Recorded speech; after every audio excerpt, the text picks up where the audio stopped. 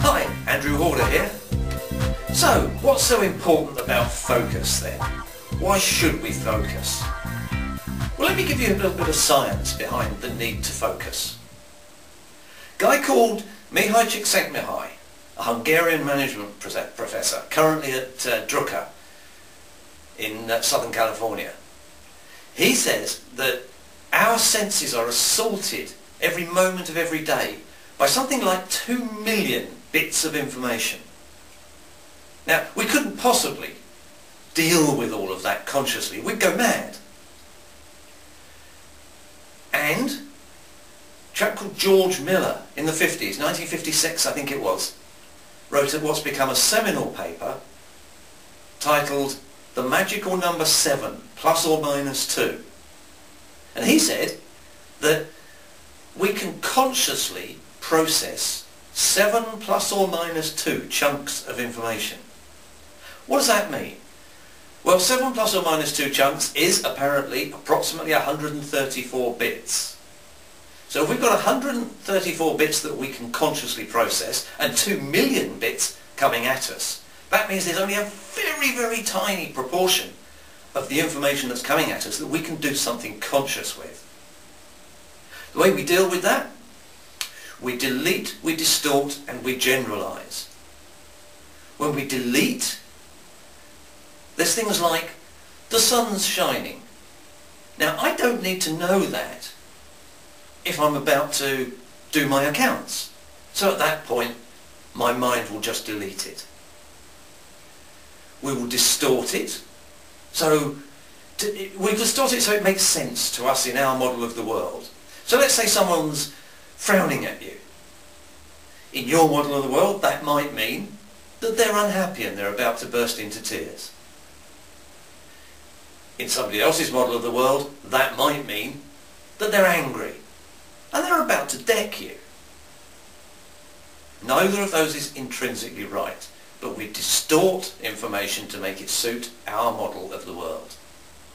And the last thing that we do is we generalize.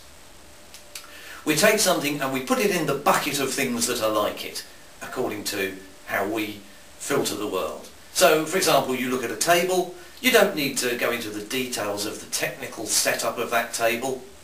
All you need to know is it's a table, it's something that people sit at, something people eat at, something people dance on if you like.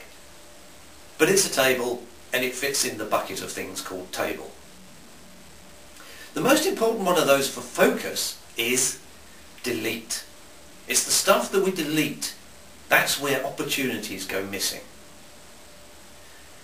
I'd like you to imagine for a moment that you're at the top of Miller's scale of ability to consciously process things. So you can consciously process 9 chunks of information at a time. And then I'd like you to imagine that you're working on 6 different projects. What that means is that on average, you can consciously process, you're receiving and consciously processing 1.5 chunks of useful information on average about each of your projects. And now I'd like you to imagine that you've got a competitor in one of those projects. Now your competitor's a bit of a numpty. He can only consciously process 5 chunks of information. But he's only working on 1 project. What does that mean? That means that you are nearly twice as good as he is at processing information.